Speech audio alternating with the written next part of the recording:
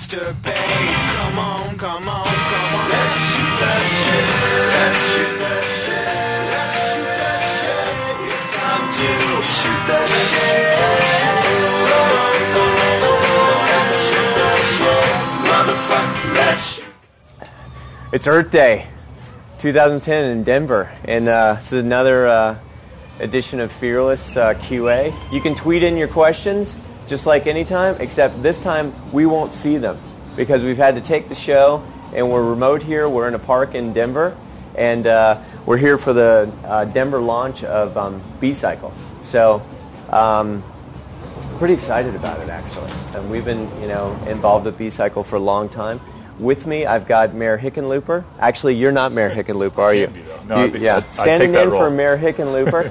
I've got Andrew Davison, who has worked on B-Cycle for a long time with the city and with CPB and Trek and Humana and all the partners that have kind of put this thing together. We're hoping the mayor's going to be here soon. He's running a little late. Probably stuck in traffic. Cars, right? So it's all about bikes today. It's all about Earth Day. And are you excited? I'm crazy happy. It's unbelievable. Right, I mean, listen to it. You can just kind of feel it. The energy. This is an amazing day. Yeah. I mean, it's national history. Well, what you say all the time is we're changing the urban landscape. Right. And I never say that, but I want to say it because it sounds really cool.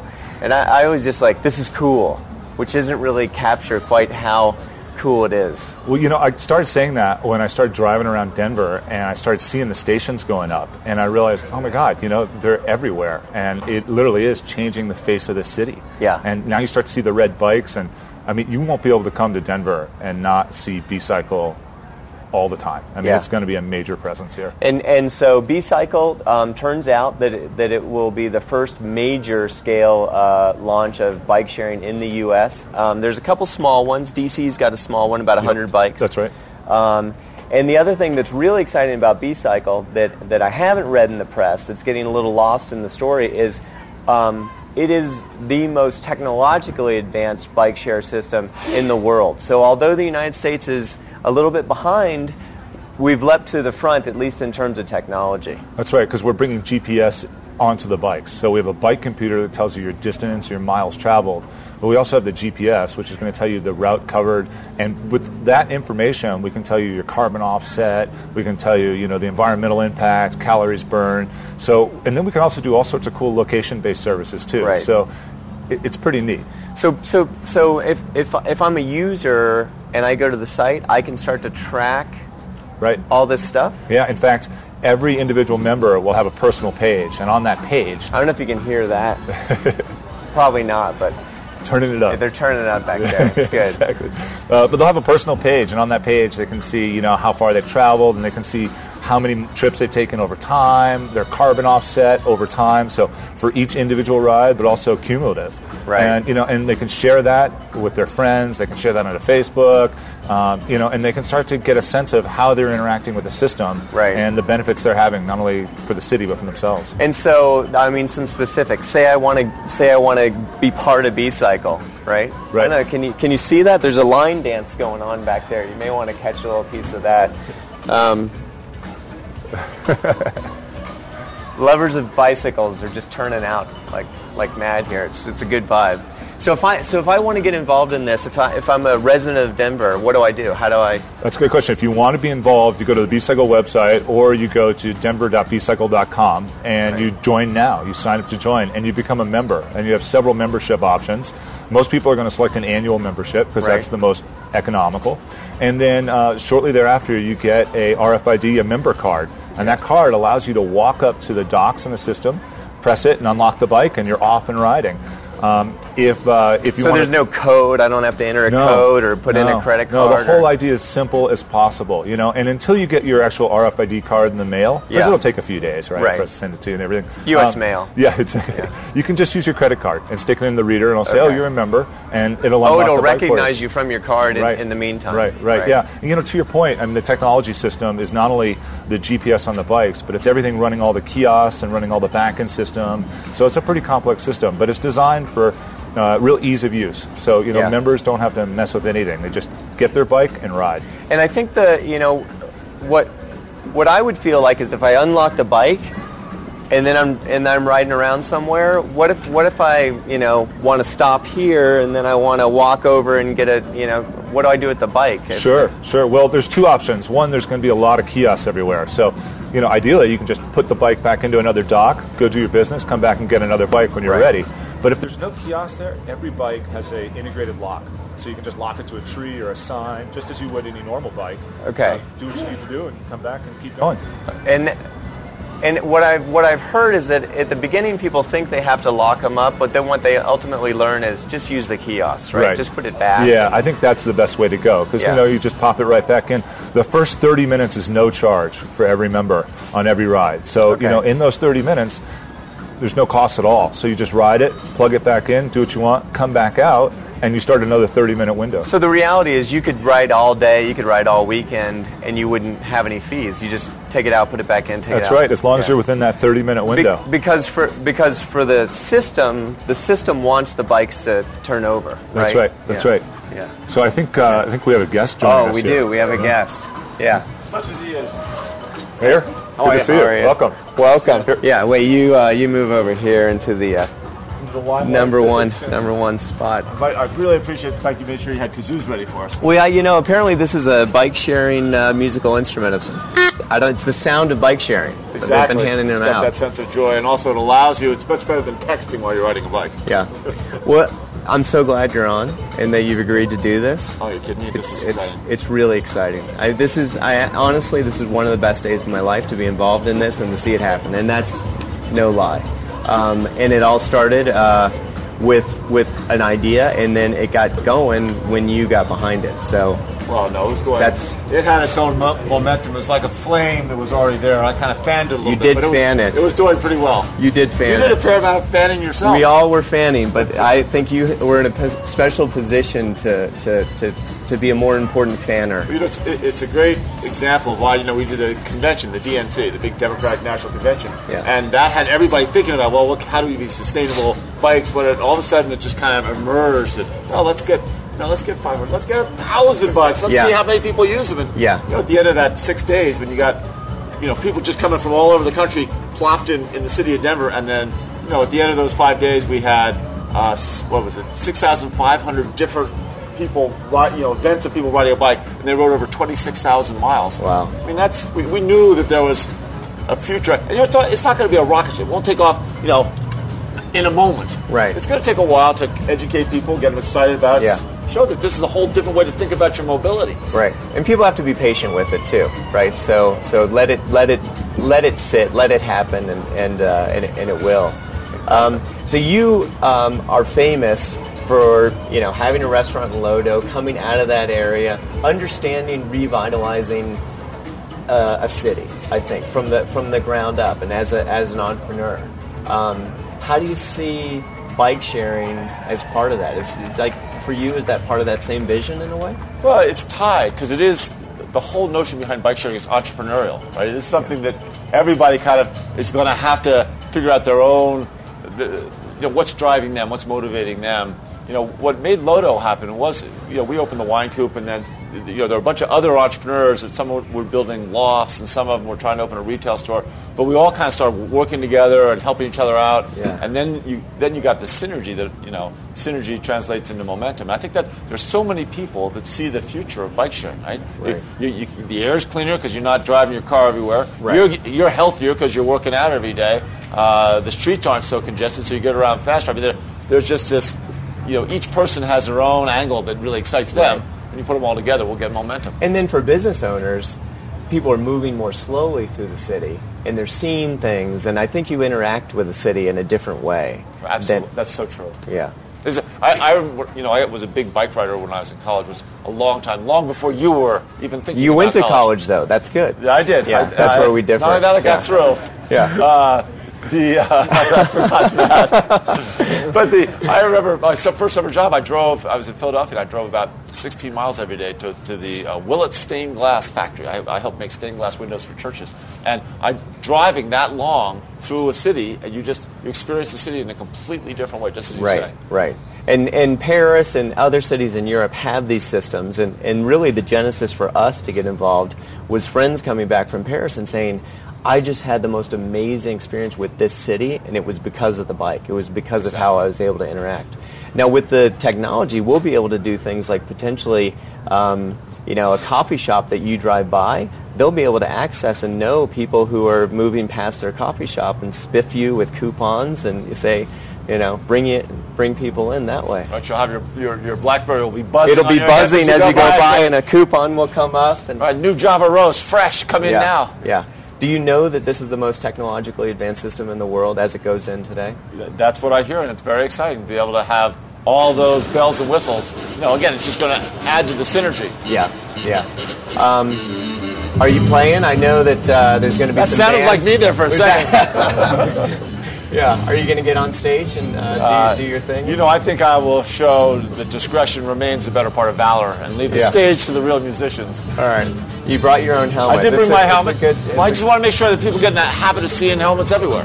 Right. Because you're never going to, right now, from this day forward, we got a two-wheel revolution. You're never going to know when you might want to, put the car keys on the table and mount your bike. The helmet's going to be that accessory sort of like the coffee cup, right? Where you bring your own coffee cup and you go into Starbucks and you get 10 cents off right now.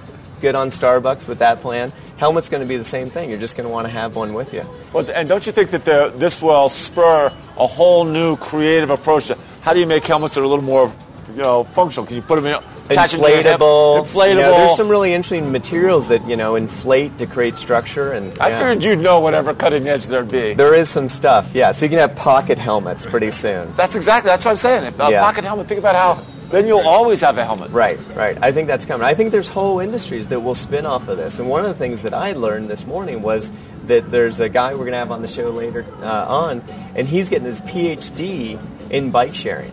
No. A PhD. A PhD in bike sharing, and bike planning is seen as one of the top 10 new careers over the next 10 years.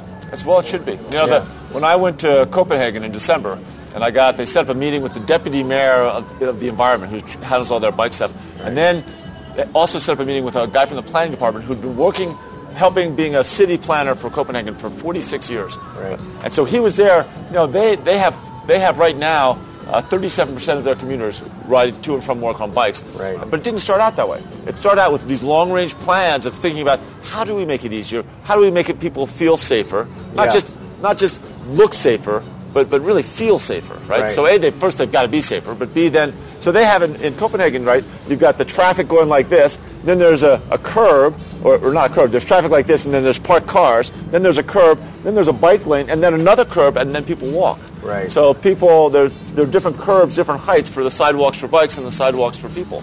Yeah.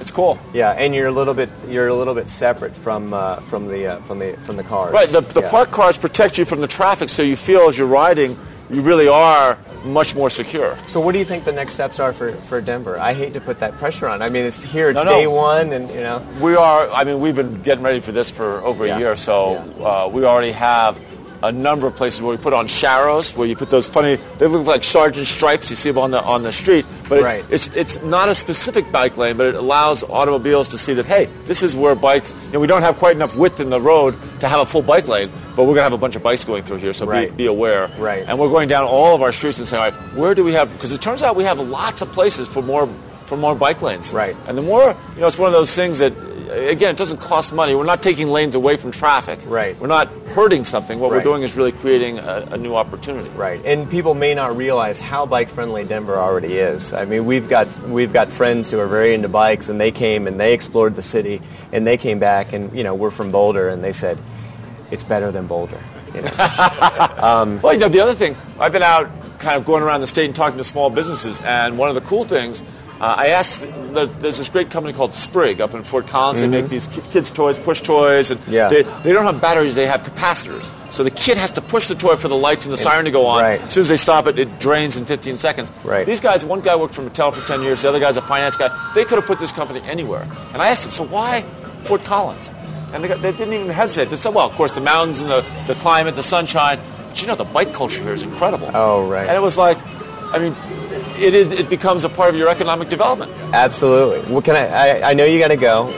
One last question. You, when you became mayor, you asked a lot of other mayors and took a lot of ideas from other mayors. Are there other mayors now asking you, hey, what's going on here with the bike sharing thing? Some of and this is one of the coolest parts about being mayor, is there is this great fraternity. So Kevin Johnson, who's the mayor of Sacramento, former NBA All-Star, I mean, just a terrific, smart guy. Yeah. So when he was running, he came to me and said, hey, what are you doing that's cool? And so our campaign did homelessness, our bike sharing. Right. He's trying to figure out, how do I make that work in Sacramento? That's beautiful. That's beautiful. Well, I really appreciate you coming on. Thank you for all your help. Thanks for all you got. And good luck with the gubernatorial effort. I'll need it. Yeah, well, we're rooting for you. All right, no thanks. doubt. Yeah. Mayor, you got it. Thank you. Ride hard. Cheers. Yeah. All right, the mayor.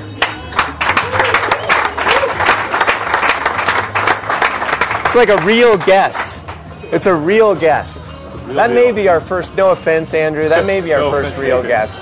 Now we need a real host on the show sometime.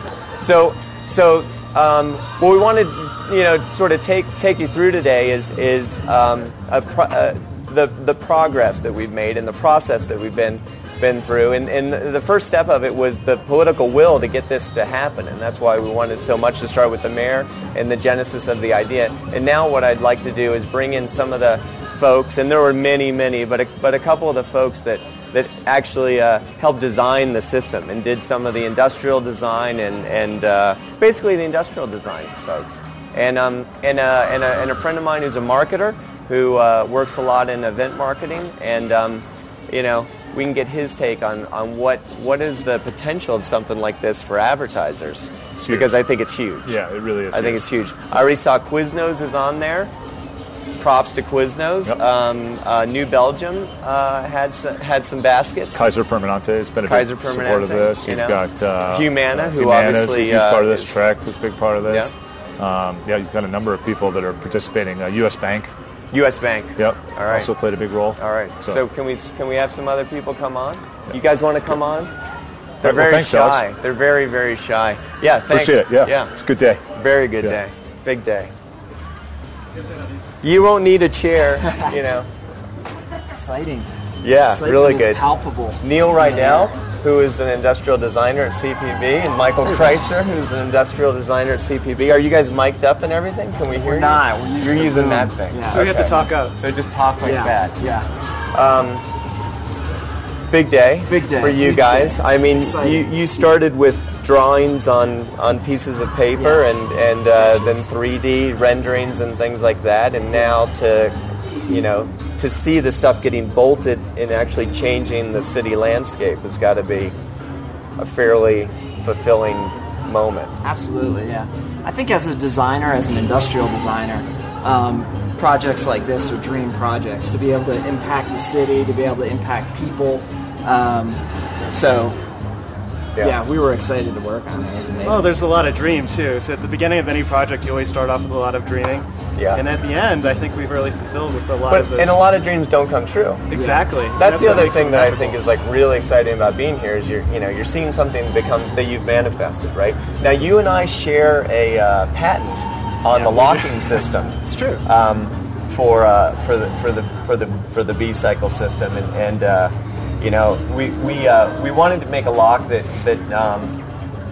could put up with the fact that it was going to be locked and unlocked millions of times potentially. That it could encounter some potential rough use and maybe even vandalism, and so we spent like 2 weeks trying to come up with it because it reminded us of something. We could see something in our heads, and we couldn't figure. We wanted it to lock on near the front hub, and we could see. The pin system and the pin and lock, but couldn't figure out where we'd seen it. And then one day I opened my car door, and there it was. And so what the patent is for repurposing the car door locks for bike share. I remember when you came up with that, I was so jealous because I was like, because we see it every day. There's no reason to be jealous. It is there. But what I was really excited about is then once I saw it, I thought, God, there's nothing that's been more stress tested than that particular system, and has been automated in terms of electronic, locking and unlocking it. And the thing is, it's used to people being slammed, like slamming the shut. I think the one that we're using is the back of an SUV hatch. Okay. So yeah, and people slam those things all the time. So. Yeah. And it was more intuitive than the system that they came to us with. They had gone down an engineering path on the rail system. Right. You know, and that was jamming, and there were some problems. And so this rolled the bikes right in. And right.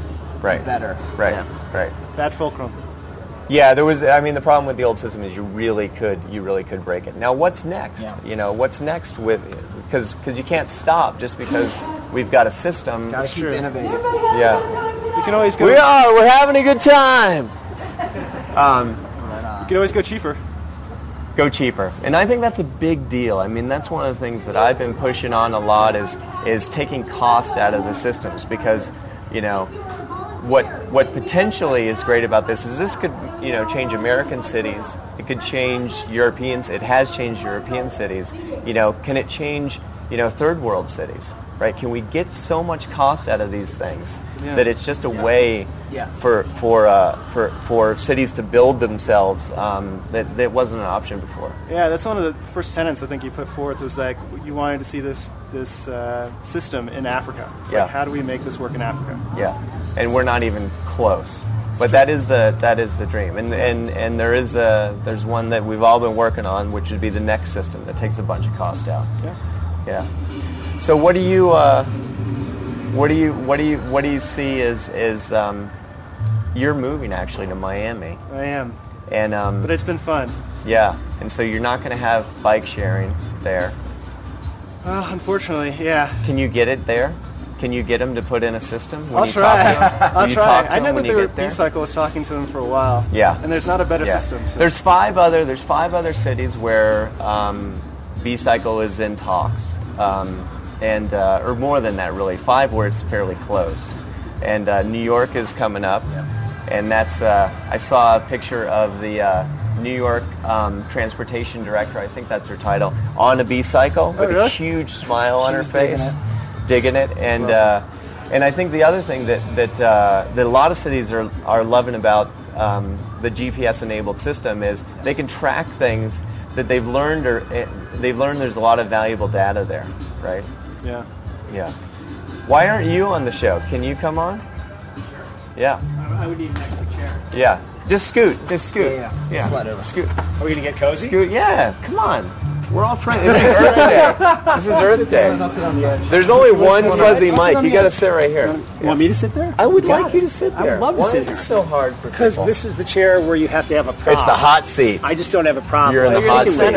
Yeah. Rob Schuham is the president of Action Group Marketing. Close enough. Action Marketing Group. Action Marketing Group. Make it easy. And what you specialize is event marketing? Yes. Correct? Yeah. Correct? Experiential marketing. That's probably the better term. It's much hipper. Yeah. Yeah. And I thought you probably would have an interesting lens on this as an experiential marketer. I do have an interesting lens in general. general. Just in general. I've always enjoyed your lens. But as an experiential marketer, when I put those glasses on, I look at B-Cycle and I just keep thinking of like the worlds of possibility that it has. And we manage a lot of sponsorships for different brands. Right.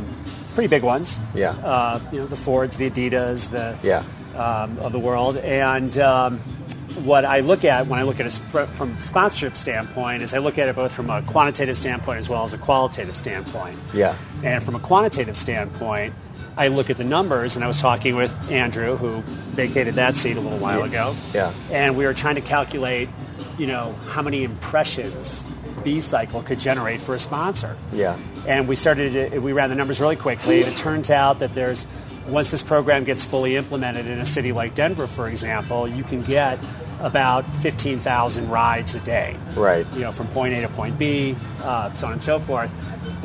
You can extrapolate that. You look at it from a miles standpoint. If average ride is 2 miles, for example, right. That's 3,000 miles of exposure for these bicycles, not to mention actually the stations themselves. Right. Then you extrapolate that out to an annual basis, and all of a sudden you're at 750,000 rides a year, or 1.5 million miles that get traveled around a city. So the numbers become absolutely exponential. And then I this morning, when I heard I might be on this show, ran through the Paris Bike Program numbers, and I looked at it from, well, what did it do in its first 18 months of existence in terms of rides? And Paris Bike did 42 million rides. And if you look at the population comparison between Paris and Denver, they're roughly the same. Paris is about 2.3 million population. Metro-wide, once you start including suburbs in, you've got almost 11 million, but from a metro standpoint, Denver and Paris are roughly the same population. So if you can imagine, if this program takes root and you get more sponsors and more stations and so on and so forth, all of a sudden the impressions become in the tens of millions. So from a quantitative standpoint, given that there's 8 different locations on the bike, you can have a sponsor logo, for example, it's a no-brainer. I looked at the numbers. I know they're a little proprietary right now in terms of what it costs. So from a pure impressions and a media standpoint, it's brilliant. But you work for Ford, so you mentioned Ford. Yeah. The numbers are rough, but Ford could spend, let's go a little high, actually. Okay, let's go high. I'll go a little high. If Ford spent $10 million, they could put in a system into 5 U.S. cities. Right. Like, they install it and brand the whole thing Ford. And I mean, advertising's expensive. If you said that was a marketing expense, right, that's probably what Ford spends on a weekend of football. That's right. Right? Yeah. So, and then I think the bang that Ford could get for that would be incredible in terms of media, but they also could actually make it a part of their product. So if I bought a Ford, I could then also use my key to unlock bikes in 5 U.S. cities. Absolutely. And if I was can you talk to them about that? Absolutely. Okay, good. I've gotten them to sponsor crazier stuff than that. Almost anything, any sponsorship is crazier than this. This is the most sane sponsorship there could possibly be. It is sane. And actually, it still can be rationalized. You don't even have to rationalize it against football. There's really no. And it really is. But it also is. It is a beautiful way for a lot of transportation companies to get into multi modes of transportation. That's right. Absolutely. Yeah, because Ford would like to be a personal transportation company, I would think. Yes. Not just decide, okay, if you're not in a car, you're not our customer. That's right. Why not make you a Ford customer in all sorts of ways? That's absolutely right. And Ford looks at transportation modalities, not just cars as well. So they're the most progressive in that area, I think. And sure. So I think that they could, and Henry Ford said, if I would ask consumers, I would have invented a faster horse, something like that, right? Something like that, or roughly. Paint every car black. No, that's a different one. But he said I would have made a faster horse. Got it. But I think the point was, that horses were how people got around. He was trying to fix how people got around, right? Not work on the same problem. And I think that Ford has that in their DNA, particularly maybe to say, okay, it's not a car issue entirely, it's personal mobility. That's exactly right. And then if I take it to the other side of the equation, whether it's Ford or whether it's another company, the qualitative side is the much more holistic side of the equation, because companies now, from a corporate responsibility standpoint, from a cultural standpoint, want to start doing sponsorships that actually build those two sides of their equation up, so to speak. And so you sponsor it, you're also sending a really important signal to all of your employees, and that's that we actually care about you. Right. That we give a beep about it. Right. And I think that's in some ways way more important than just the numbers or the metrics. Yeah. And I think it's powerful stuff. I think it's hugely important. Yeah. Yeah. And you in an instant you get an involvement that so many companies are trying to get. So, for example, we talked about the community that gets created because of the data that's coming off the bike. Right. So if you're a B-Cycle member, you know how many calories you're burning, you know how many miles you rode. Right. You're in a community. Everyone's trying to build their branded Facebook thing. Exactly. Here's one that really exists and would have a very important part in people's lives. That's not how buddy are you with a brand. It's how are you getting around. Yeah, definitely. And then I want to talk to other employees about it too. I want to talk to my peers in my company. Yeah. And you guys were talking a little bit earlier about the notion of it's RFID, that you were joking with the mayor about, you drive by a coffee shop and all of a sudden your phone starts to vibrate and, there's a signal to go grab it. It's not really a joke, though. I mean, it can happen. Do you guys Foursquare at all? Yeah. Of course, right? I don't. I don't think you do. No. You'll get there. I know. You were late to Twitter. You're a little late to Foursquare. Wait, I wasn't late to Twitter. That was That's the right. only You were one I was on time. You were early on for. Twitter, then Yeah. you gave up, then you came back to it. So you weren't behind. I'll give you that one. But the whole notion of employees being able to find other employees, just the people in general being able to find other people and stuff like that, and the whole notion behind Foursquare. Not that this is a Foursquare plug, because I don't really care, but the idea of creating communities. Community and physical communities, because our digital communities are moving into more physical communities, and this is really And the other thing you touched on, which I think is really important, more and more as companies are recruiting out of colleges, people are asking, what are you doing, right? Like, what are you doing that matters, and what are you doing in terms of corporate responsibility? Because that's part of how I'm making my decision. Yeah. And I think that this is a really natural and not fabricated or greenwash way to get involved in that. I agree. I mean, I think from a recruiting standpoint, that could be a very important angle. And I go back to my college days. I did go to college. And all the big companies came and recruited on campus, and they said, it was the Procter and Gamble's of the world or whatever, and that was never in kind of their pitch to the students and stuff like that at that time. At that time, so I can imagine right now that would be a very powerful pitch. Well, I talked to a guy at Hitachi yesterday, and they're actually pretty progressive in this area, and Hitachi makes a lot of transportation. I think they make bullet trains and things like that. For them, they look at the U.S., and the U.S. is not particularly interested in a lot of that other stuff that they're doing, but recruits are. Yeah. So as they recruit people, they're having people, the best people are asking them questions about, what they're doing. What's going on with your shirt? We both have bike shirts. This shirt, you're playing the drinking game, you have to drink twice. Absolutely. No. I'm so into sponsorships that I'm actually sponsored here. So that's Adidas. Yes, this is an Adidas bike shirt. They didn't know I was going on the show, but I'm sure they would be thrilled. Is that one of your clients? That is one of my clients. Do you think they want to sponsor the system? I'll work them. Yeah, all right. You can't commit right now? Can't commit right now. Okay. I'll have to get back to you on that. Okay. Who do you think is most likely? Who do you think would be most likely of a really large national advertiser to get behind something like that? Like you mentioned Procter & Gamble. That could be a good one. I think anybody. Every bike could be a different brand. So you could have a Tide bike. That's right. A Charmin one. I don't know if they make Charmin, but it feels like they should. Right, somebody does. Somebody does. Yeah, I could go on that. I actually I want to take it back to Ford and say that I think one of the most breakthrough things you could possibly do as an automotive company is sponsor a bicycle program. Yeah. It would be mind-blowing. It would blow people's minds. Yeah, it'd be a game changer. And you could Detroit could be one of the cities that you put it into, obviously. Right. Which, would be great. Everyone would like to see good things happen to Detroit, I think. Absolutely.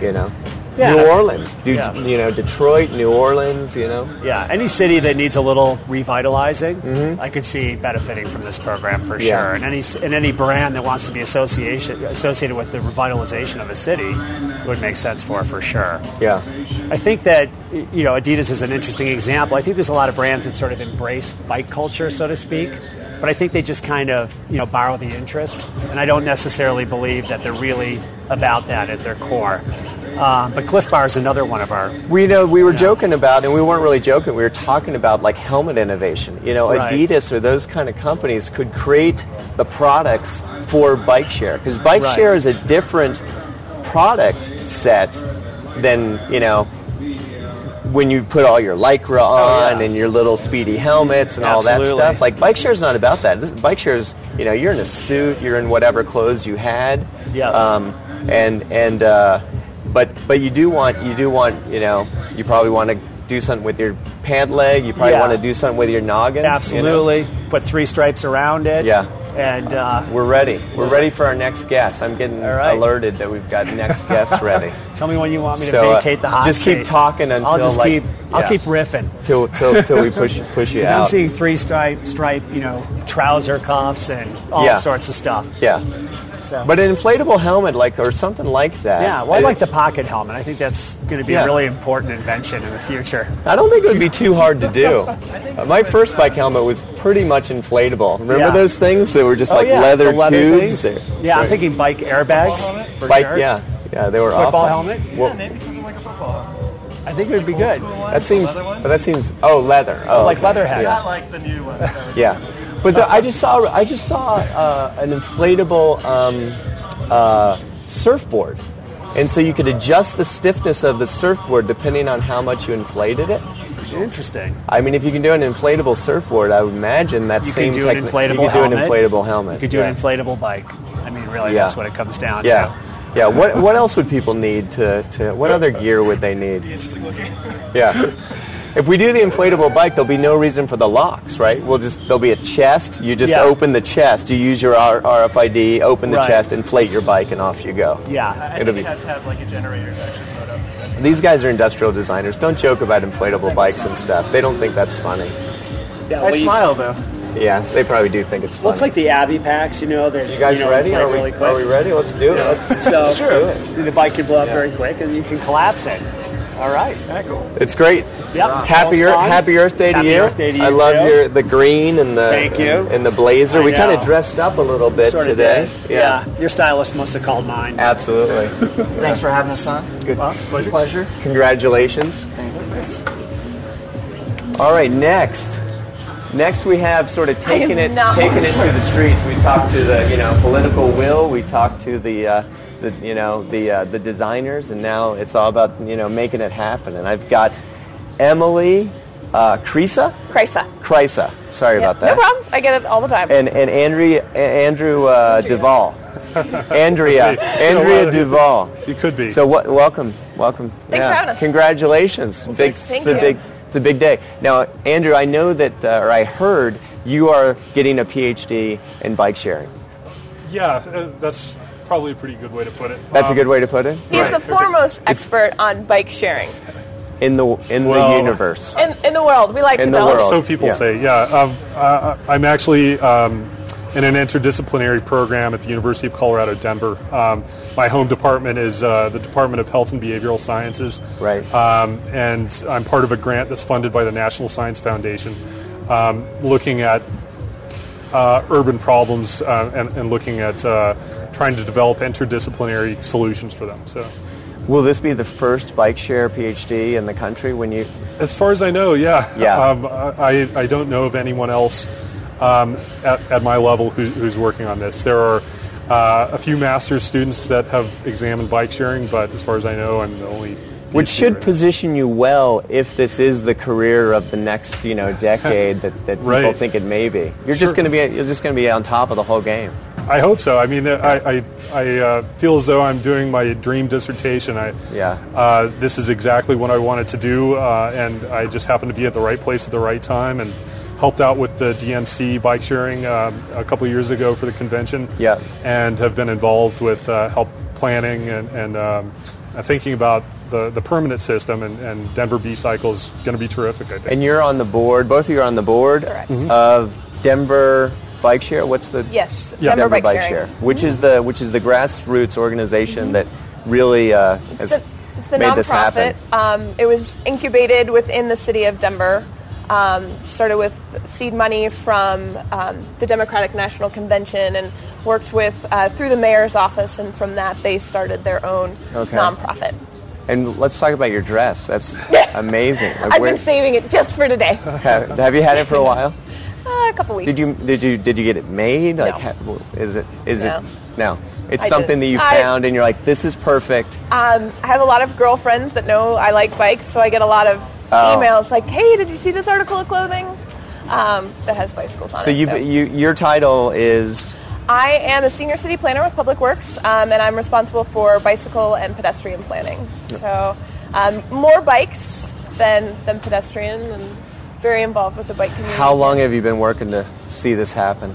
I have only been on the job, let's see, I'm coming up in about a year, so a lot of the stuff was already happening. It really took shape, I guess, when I came on board, and they like when you came on board, it just took shape. Is that what you're saying? Are you trying to take credit for the whole thing? No, not at all. I'm just kidding. No, there were a lot of people that worked much harder than I did for this. Then Emily arrived, and it just I think what Andy was saying is that it's a really interesting time in Denver. The momentum is all around bicycles. I mean, the DNC really got us jump-started. The city, the mayor, we had a lot of political leadership that was on board. My position was the first position that was dedicated really to bicycle planning. So that happened the same time Bike Share was really taking off and getting their roots with the kiosks and the bikes and that relationship. So it's just everything's coming together. Well, in my mind, today is one of the greatest days that I've experienced, and it's something that I feel like I've worked towards for a while, and I'm sure you guys feel the same. But there's probably more of a feeling for you, which is now, how do we make it work, right? Mm-hmm. Where I'm kind of like, I'm done. We design. What's that? I really don't mean that, but so like cost is one of the issues. Like how do you decide? Does it cost $1? Does it cost $40? Is the first 15 minutes free? Is the first half hour free? Is any of it free? How are you gonna make those decisions? Maybe we could start with you or start with you. I guess that's from my perspective.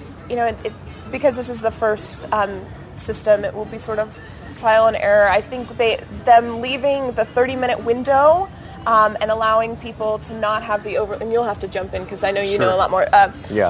Not have the overlap where you can, 30 minutes is up, we're checking in this bike, we're checking out that bike, just to get membership and to get awareness, and then as that builds, reassessing the cost, and I think that there's probably a return at some point. Yeah. We'll see. Why don't you just make it free? Like Facebook is free forever, and then when there's a zillion people on it, we have a different.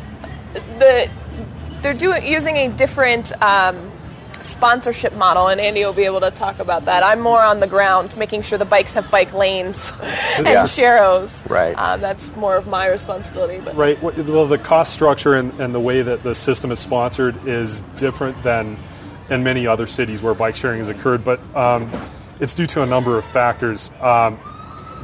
In Europe, most of the systems are funded through advertising revenue and agreements with outdoor advertising and street furniture, things like that. It's not something that can be done as easily in the U.S. because the city generally doesn't own the advertising. No, so they can't lease it out. So the funding structure for bike sharing in the U.S. is likely going to be a fair amount different than in other places. And that's something that will evolve and change probably over time. But Denver is trying to start a new model and see how things work. Yeah. It is a little bit of experimentation and just seeing how things work right now. Yeah. Some of the things like the first half hour free are based on other successful systems. That's part of what seems to be necessary to get people excited about the system, to feel as though the system is serving them as customers and not necessarily just there to generate money. Generating money, of course, is key to making sure that it can be sustainable over time. But it's really right now in its infancy. Bike sharing is in its infancy in the U.S., and so only time will tell. I think. How many bikes do you think Denver would want to have ultimately? There's 500 right now going. There's 500 right now at about 50 stations, with the idea that a second phase next year or so will build the system out to about 1,000 bikes at 80 to 100 stations. I think that will. But Paris has 20,000 bikes. Paris has 20,000. Comparison for people. And I think our. But what would be 1,200 to 1,500 for the density that we have. Right, here. for the coverage of the intended service area, which focuses largely on downtown and places where urban density is a little higher than some of the outlying areas. Right. Paris is a little bit different because it has a much higher density throughout the city, right. Population density, and so it stops working out in the suburbs at some point, right, potentially, right? Right. Actually, Paris is starting to expand to some of the suburbs based on demand now. Okay. And, it's that system's been in operation since 2007, but they're still learning new things and learning about how people use the system. How do you? One of the questions, and I don't know if it would be as big a deal here in Denver, but balancing the load of the bikes, in Boulder, which we don't have bike sharing, right? But we'd like it. It would all the bikes would slide downhill basically. Right. They'd start on one end of Hurl and they'd all be on the other. Here, maybe not so much. But how are you going to do the balancing? Well, redistribution of bikes throughout the system is the biggest energy input for any bike sharing system. It requires more personnel and more attention than any other component of the system. And probably trucks and burning fossil fuels and things like that, yeah. Ideally, the bikes would be organically redistributed throughout the system to equal levels, but that really doesn't happen. Some systems have tried to incentivize the return of bikes at uphill stations, as you can imagine. Oh. And you were talking about Boulder, the bikes will drain downhill. That's a common occurrence in a lot of systems that do have hills. Yeah. For example, in Denver in the Highlands, it's likely that many of the bikes will migrate downhill in the morning and might not get back up the hill in the evening. And so it will be necessary to load some bikes in the downhill stations and bring them back uphill. It's a factor of the operation of bike sharing systems throughout the world. There are evolving methods for how to deal with that, but right now it's dependent on trucks. They've hired a great team of mechanics that also double as truck drivers and to redistribute the system. They were very interested in, the executive director of Denver Bike Sharing is very interested in this being a very sustainable system. Right. Right now there's not a truck heavy enough to pull a trailer with these bikes that is, run on electrical energy. Right. But one of the other major, as far as distribution, is Rockies games and major events where we have all these people that want to ride the bike to the event. Well, there's no reservation system. They check it in. There's no guarantee when they come back out. Right. So they're working on sort of an event plan to have a truck there. Now, one thing in terms of understanding where the bikes are, there isn't a mobile app right now. In Montreal, the mobile app was created by users. And that would be a nice thing on the wish list. Like maybe some of the Denver users could create that mobile app to so that you can glance and say, oh, there is a bike where I'm going, or there's an open dock where I'm going. They do have that. They have developed that for this system. For this system. And they have their own iPhone app. Yeah. And you can see whether a bike is there, or more importantly, when you arrive at a dock or a kiosk and it's full, where is the next open dock so that I can move my bike? Right. Right. So one of the things I understood about Paris is that the system actually reduced traffic in Paris pretty substantially. Was the number 2 to 5% or something? I think it was somewhere around 5% reduction, and so drivers to attribute that to sometimes I think there's there's a battle between drivers and cyclists. This is not a cyclist system. This is another way to get around the city. It's a bike share system, right? It's not about cyclists. And I think if you never ride a bike, you can feel pretty good about B-Cycle if you just have to drive around Denver, because chances are it's going to make traffic better in Denver. Right. One of the, we finished Public Works finished a transportation plan in 2008 that basically said we're not adding capacity to our system. We have to find another way to handle the additional growth that's to take here in 2030. And B-Cycle is definitely one of those strategies to help our congestion issues as we are a built-out city, and we're not going to add lanes. We're not going to just build to not increase another the layer capacity. of traffic, you know? Yeah, exactly. So this is a really important program. I mean, we can put down bike lanes. We can increase our sidewalks. We're building out our transit system for sure. And then this piece of it kind of is connects the dots. I mean, you can ride the train in. Now maybe someone who used to drive because they felt like they needed their car to get to meetings might take public transportation because they have the option to pick up a B-cycle bike and take it from meeting to meeting in downtown. Right. And isn't it something like 80% of all car trips are 5 miles or less? So that you would something like that. Yeah, I know that about 41% of all trips are under 2 miles.